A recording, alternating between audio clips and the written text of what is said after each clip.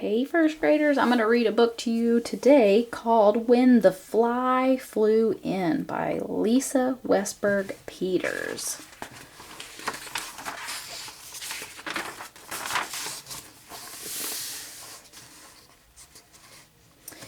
In a quiet room, a dreaming dog wagged his tail. A fuzzy cat snoozed. A plump hamster napped in a shoe, and a sleepy parakeet whistled on the bedpost.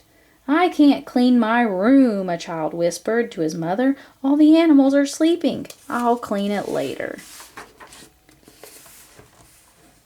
When a fly flew in, the dog opened an eye, wiggled a whisker, then leaped up to catch it.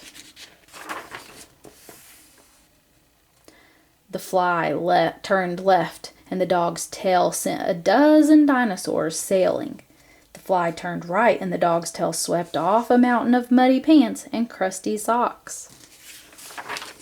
The fly turned in circles, and the dog's tail pushed off a pile of moldy old apple cores and banana peels, but the fly was always one turn ahead of the dog. When the fly buzzed by the cat streaked after it. The fly zigged and the cat zagged. The fly zagged and the cat zigged. But the fly was always a zig or a zag ahead of the dust-mopped cat. When the fly stopped to nibble on a cookie crumb in the closet, the hamster took notice. The hamster didn't care about flies, but he did care about cookies. He shooed the fly away and ate the crumb in the closet, then the raisins on the radio, even the popcorn inside the party hat, but the fly always stayed one nibble ahead of the hamster. When the flies zipped around the ceiling, the parakeet watched closely because watching flies is a bird's business, but she couldn't watch any longer. Zoom! She swooped into a corner full of cobwebs. Zap! She flapped behind the curtain thick with more webs.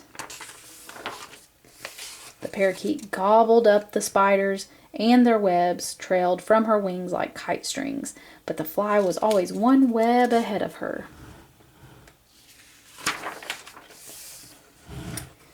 In a quiet room, a dog twitched his tail as he dreamed about flies.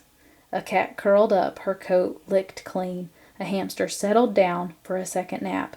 A weary parakeet fluffed her feathers. The fly flew out,